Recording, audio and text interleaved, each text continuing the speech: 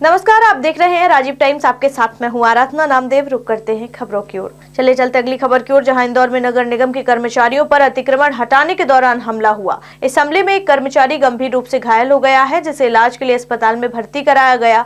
महापौर पुष्यमित्र भार्गव और निगम आयुक्त ने घायल कर्मचारी से मुलाकात की और घटना को दुर्भाग्यपूर्ण बताया। महापौर ने कहा कि नगर निगम की टीम हमेशा शहर में अवैध अतिक्रमण हटाने और आवारा पशुओं को नियंत्रित करने का कार्य करती है। उन्होंने दोषियों के खिलाफ सख्त कार्रवाई की बात कही है और भविष्य में इस तरह की घटनाओं को रोकने के लिए कदम उठाने का आश्वासन दिया है। देखिए, कल जो दुर्भाग्यपूर्ण घटना हुई थी जिसमें हमारे साथियों को चोट लगी थी, उसमें 3 साथियों को गंभीर चोट लगी थी, जिनको अभी इलाज के लिए शेल्बी अस्पताल में एडमिट किया गया था। एक साथी उसमें से डिस्चार्ज हो गए थे। बाकी 2 साथी हमारे रोहित और रितेश, वो भी उनका इलाज चल रहा है, वो रिकवर कर रहे हैं और उनको चोट आई है, सीटी स्कैन वगैरह हुआ है, रिपोर्ट्स वगैरह एक्सपेक्टेड है, लेकिन उनके स्वास्थ्य में निरंतर सुधार हो रहा है और अब पूरी जो शेल्बी के जो डॉक्टर्स हैं उनकी टीम उनका पूरा निरंतर उपचार कर रही है। तो जिनके द्वारा हाथापाई की तो उन पर कार्रवाई भी की गई है। जी, उनके खिलाफ कल रात को एफआईआर दर्ज हो गई थी और पुलिस ने एफआईआर दर्ज करके उसमें जो धाराएं दर्ज की हैं उसके हिसाब से आगामी कार्रवाई उनके खिलाफ करने की तैयारी कर रही है और कार्रवाई चल रही है उसमें। कितने लोगों पर कार्रवाई हुई सर? अभी 3 लोग का नाम उसमें आया है एफआईआर में और प्लस अन्य लोगों के भी जो हैं उनके साथ हैं, तो 3 लोग के खिलाफ अभी कार्रवाई पुलिस करेगी और जो भी पुलिस अब आगामी नियमानुसार होगी वो कार्रवाई करेगी। हम लोग जो भी इसमें सहयोग होगा, जो भी कोऑर्डिनेशन होगा, हम लोग इसमें करेंगे। इंदौर के एमवाय अस्पताल में एक विचाराधीन कैदी महेंद्र प्रजापत ने फांसी लगाकर आत्महत्या कर ली है। महेंद्र को कुछ दिन पहले जेल से इलाज के लिए अस्पताल लाया गया था। वह रेप मामले में आरोपी था और हार्निया से पीड़ित था। कैदी के आत्महत्या करने की घटना के बाद डॉक्टर और गार्ड के बीच विवाद हुआ, जिसके बाद पुलिस ने जांच शुरू की।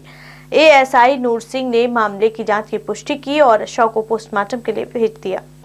महेंद्र प्रजापत नामक युवक यहाँ पे हार्निया के इलाज के लिए केंद्रीय जेल इंदौर से भर्ती था, जो कि कैदी वार्ड में इलाजरत था। उसके द्वारा आज यहाँ पर सुबह पता चला कि लगभग 5:30-6 बजे के लगभग जो कैदी वार्ड का ही बाथरूम है, वहाँ पर वो मूर्छित अवस्था में मिला, जहाँ जो कैदी उसके साथी कैदी थे उनके द्वारा फिर संबंधित को सूचना दी गई जब वो वहाँ पे वॉशरूम गए।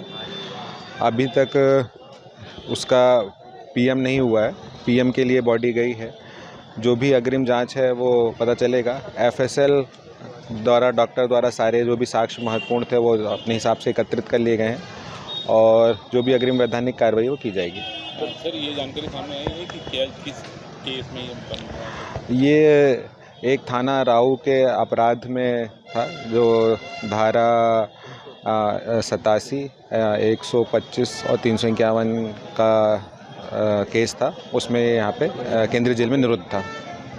तो सर क्या लगता है सर, ये क्या सुसाइड क्यों किया होगा? ये सब बात सामने अभी तक इस सब चीज़ों की कोई जानकारी नहीं प्राप्त हो पा रही। जैसे ही पीएम होगा और जो अग्रिम इनके परिजन से चर्चा होगी, उनके परिजन राजस्थान के रहने वाले हैं, तो उनको सूचित कर दिया गया है। जैसे ही अग्रिम कार्रवाई होगी तो वो उस पर वस्तुस्थिति स्पष्ट होगी। बताया जा रहा है कि सीसीटीवी फुटेज भी सामने आया। सीसीटीवी फुटेज में युवक अकेला जाते हुए नजर आया था और उसके बाद दोबारा नहीं रोका। नहीं, सीसीटीवी फुटेज ऐसा कोई भी सामने नहीं आया है। सीसीटीवी फुटेज भी जो कंट्रोल यहाँ MYH का है वहाँ पे जाके देखे गए, पर जिस स्थान पर कैदी वार्ड है और जिस तरफ वॉशरूम है उस जगह कोई सीसीटीवी नहीं है।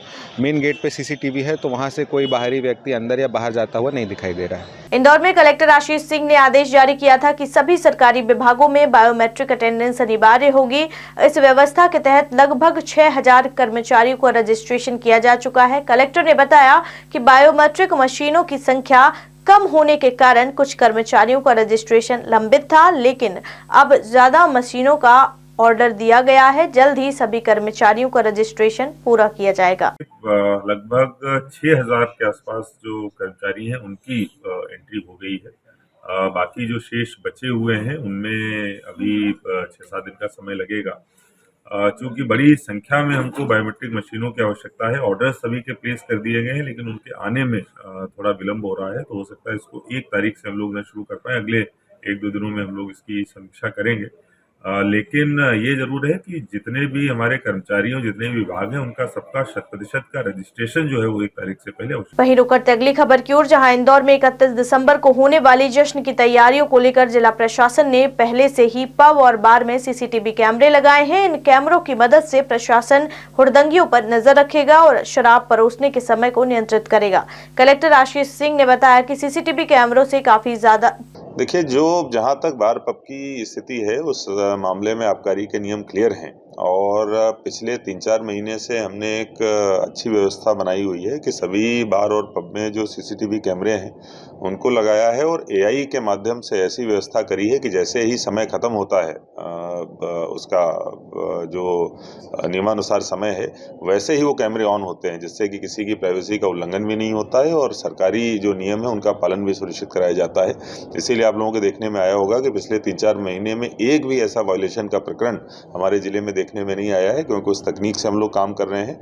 और अगर कहीं पर शुरू में इस तरीके की स्थिति हुई कि 2-4 लोगों का वहाँ पर मूवमेंट हुआ, वैसे ही तत्काल जो नोटिफिकेशन है वो जनरेट होते हैं जो हमारे अधिकारियों के उस पर फ़ोन पे आते हैं। हालांकि जब हम लोग गए, टीम गई, तो पता चला कि वहाँ के कर्मचारी थे जो वहाँ पर थे, लेकिन इस तकनीक के आधार पर बहुत प्रभावी हम लोगों ने मॉनिटरिंग की व्यवस्था रखी हुई है, उसी को आगे चालू किया जाएगा। बाकी कानून व्यवस्था की दृष्टि से जो भी ड्यूटीज आवश्यक है वो लगाई जाएगी। तो वहीं रुक करते अगली खबर की ओर, जहां इंदौर के संभागायुक्त दीपक सिंह ने इंदौर सहकारी दुग्ध संघ के सांची प्लांट और दूध पाउडर प्लांट का निरीक्षण किया है। इस दौरान उन्होंने संघ के अधिकारियों और कर्मचारियों से बातचीत की और संघ की गतिविधियों का जायजा लिया। दीपक सिंह ने कार्यों को सुधारने के लिए आवश्यक निर्देश दिए हैं और प्लांट के विकास के बारे में भी सुझाव दिए हैं। उनका उद्देश्य सांची के उत्पादन और सेवाओं को बेहतर बनाना है। तो वहीं इंदौर कलेक्टर कार्यालय में कॉलोनी सेल की बैठक आयोजित की गई, जिसमें कलेक्टर गौरव वैनर की अध्यक्षता में कॉलोनाइजरों ने अपनी कॉलोनी के लेआउट और डेवलपमेंट को लेकर प्रेजेंटेशन दिया है। इस बैठक में सभी संबंधित विभागों के अधिकारी मौजूद थे और कॉलोनाइजरों से शहर के विकास को लेकर महत्वपूर्ण जानकारी ली गई। कलेक्टर ने कहा कि ग्रामीण इलाकों में कॉलोनियों का विकास किया जा रहा है ताकि आमजन को बुनियादी सुविधाएं मिल सके। देखिए, बिल्कुल जो भी नई कॉलोनी ग्रामीण क्षेत्र में विकसित की जा रही है या फिर जो कंप्लीशन जिसका हो गया है वो प्रॉपर सुचारू रूप से हो, एक प्लान्ड वे में हो, इसके लिए सभी विभागों को बुला करके और कॉलोनाइज़र को बुला करके प्रेजेंटेशन कराया जाता है और फिर उसके आधार पर उसको अनुमतियाँ प्रदान की जाती है। तो ऐसे तकरीबन 15 केसेस जो कि विकास अनुमति और कंप्लीशन सर्टिफिकेट से रिलेटेड थे उनको सुना गया और उसमें कार्रवाई की गई। रुक करते अगली खबर की ओर, जहां मध्य प्रदेश की शिक्षा व्यवस्था की खामियां शिक्षा मंत्री उदय प्रताप सिंह के बयान से सामने आई। मंत्री ने कहा कि वे 500 ऐसे शिक्षकों को व्यक्तिगत रूप से जानते हैं जो स्कूलों में नहीं जाते। उन्होंने खुलासा किया है कि ये शिक्षक अपने स्थान पर किराए पर लोगों को लगाकर खुद गैर हाजिर रहते हैं। उदय प्रताप ने यह भी बताया कि उनके जिले में ही ऐसे 100 शिक्षक हैं। मैं 500 शिक्षकों को व्यक्तिगत रूप से जानता हूं जो स्कूल नहीं जाते, किराए से लगा रखे हैं लोगों ने, व्यक्तिगत रूप से जानता हूं। 100 तो मेरे जिले में ही होंगे। इंदौर के मेघदूत चौपाटी पर नगर निगम की रिमूवल टीम ने अतिक्रमण हटाने की कार्रवाई की। इस दौरान व्यापारियों और नगर निगम के बीच चर्चा हुई, जिसमें निगम के व्यापारियों को आश्वासन दिया कि 3 दिन के भीतर उन्हें एक बेहतर स्थान पर दुकानें उपलब्ध कराई जाएंगी। व्यापारियों ने नगर निगम को सहयोग देने की बात कही, लेकिन यह भी स्पष्ट किया है कि अगर 2 तारीख तक समाधान नहीं हुआ तो वे फिर से अपनी दुकानें लगाने को मजबूर होंगे। नगर निगम के अधिकारियों ने बताया कि अगले 2-3 दिनों में व्यापारियों को नई जगह पर दुकानें दी जाएंगी। इस फैसले से व्यापारियों और नगर निगम के बीच तालमेल स्थापित करने की उम्मीद है। गार्डन के आसपास जितने भी काउंटर खड़े हुए हैं, सब आप लोग आधे घंटे की तत्काल बैठे हैं। आधे घंटे के अंदर आप तत्काल सारे काउंटर हटा लीजिए। मेघदूत गार्डन के आसपास जितने भी काउंटर खड़े हुए हैं, आप आधे घंटे के अंदर ही अंदर सब हटा लें। मेघदूत गार्डन के जो मेन रोड है, जितने भी आप काउंटर रखें, आधे घंटे का समय दिया जा रहा है। आधे घंटे में आप वगैरह जो भी घूमते आपने रखे इसे हटा लें आप लोग। नहीं, इन लोगों ने बिना हम लोगों से पूछे यहाँ पे कुछ लोगों ने गुमटियाँ लगाई थी, उनको भी समझाइश दी है और वरिष्ठ अधिकारियों से जो भी निर्देश मिलते हैं उसके बाद में इनको निर्देश से अवगत कराया जाएगा और आगे जो भी कार्रवाई होंगी वो बात में देखेंगे। विरोध भी कराया इन लोगों ने? नहीं, कोई विरोध नहीं। कितने दुकानें? हमने केवल उनको समझाइश दी तो सब अपने आप हटा ली उन लोगों ने। तो वहीं रुक करते अगली खबर की ओर, जहां गुरुवार को गंगा गौशाला संचालक जीवाराम ने प्रेस कॉन्फ्रेंस में कहा कि क्षेत्र के कुछ लोग गौशाला की कीमती जमीन पर कब्जा करना चाहते हैं। यह गौशाला 20 वर्षों से IDA की जमीन पर संचालित हो रही है। उन्होंने बताया कि बुधवार को निगम टीम 45 गायों को ले गई, जिनमें 34 को लौटा दिया गया, लेकिन 11 गायें अभी भी गायब हैं। दरअसल इंदौर के दत्तनगर स्थित गंगा गौशाला पर नगर निगम की रिमूवल टीम ने बुधवार को अवैध बाड़ों और गौशाला को लेकर कार्रवाई की। इस दौरान एक गाड़ी में अधिक संख्या में गायों को ले जाने पर हिंदूवादी संगठनों और स्थानीय निवासियों ने निगम की टीम पर हमला कर दिया। घटना में कई निगम वाहन क्षतिग्रस्त हुए थे। जीवाराम ने कहा कि उन्होंने पिछले 20 वर्षों से गौ सेवा की है, लेकिन इस कार्रवाई से वे आहत हैं। उन्होंने भारतीय जनता पार्टी के नेताओं पर निशाना साधते हुए कहा कि खुद को सनातन धर्म के नेता कहने वाले कोई भी नेता या पार्षद अब तक उनका हाल जाने नहीं आए हैं। गौशाला संचालक ने भी यह बताया कि कार्रवाई से 2 दिन पहले उन्हें नोटिस दिया गया था, लेकिन 45 गायों को इतने जल्दी कहीं शिफ्ट करना असंभव था। उन्होंने मीडिया के माध्यम से गायों के संरक्षण और सुरक्षा के लिए अपील की है।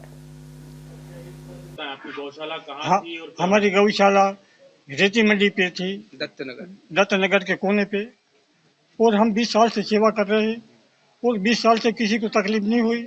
और अचानक देखो तो लोगों की बातें सुन के और हमारी गौ माता को देखो तो ऊपर हमला करा और हमारे पे हमला करा और हम बिल्कुल बेचैन हो गए। हम जो अधिकारी आए थे लेडीज, उनसे भी हमने कहा कि माताश्री मत करो, आप भी माँ हो, इधर भी माँ है, हम माँ की सेवा कर रहे हैं, हमको मत तड़पाओ बापा। वो कम से कम देखो तो 45 गाय थी, उसमें से हमको 34 गाय मिली है और बाकी देखो तो गाय उधर चली गई है।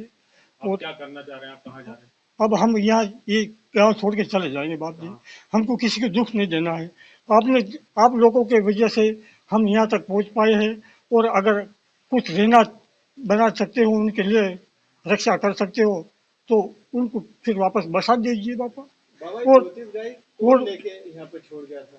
हाँ जी, ये गाय कहाँ से आई थी? 34 गाय। ये 34 गाय फिर वापस देखो तो ये गाड़ी में लेके आए बापा।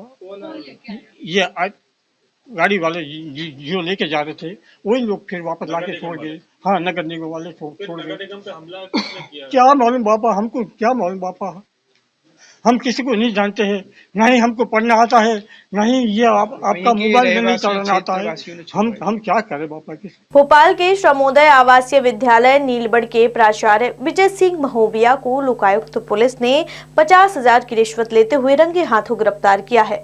यह कार्रवाई साक्षी ढाबे के पास स्थित गंगोत्री मैरिज गार्डन के समीप विष्णु फास्ट फूड में की गई। लोकायुक्त की टीम ने मौके पर पहुंचकर प्राचार्य को रिश्वत लेते हुए पकड़ा और आवश्यक दस्तावेज जब्त किए। फिलहाल मामले की विस्तृत जांच जारी है। शिवपुरी जिला सहकारी बैंक के गंभीर वित्तीय संकट को हल करने के लिए केंद्रीय मंत्री ज्योतिरादित्य सिंधिया ने मुख्यमंत्री डॉक्टर मोहन यादव को पत्र लिखकर आर्थिक सहायता की मांग की है। उन्होंने बैंक को 142.31 करोड़ की अंश पूंजी और 14.46 करोड़ की ब्याज माफी राशि और 70 करोड़ की सामान्य बैंक लिमिट प्रदान करने की सिफारिश की है।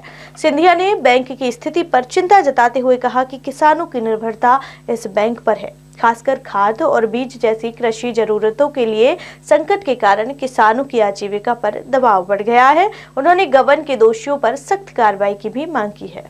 इस बुलेटिन में फिलहाल इतना ही। देश दुनिया की तमाम खबरें देखने के लिए देखते रहिए राजीव टाइम्स। नमस्कार।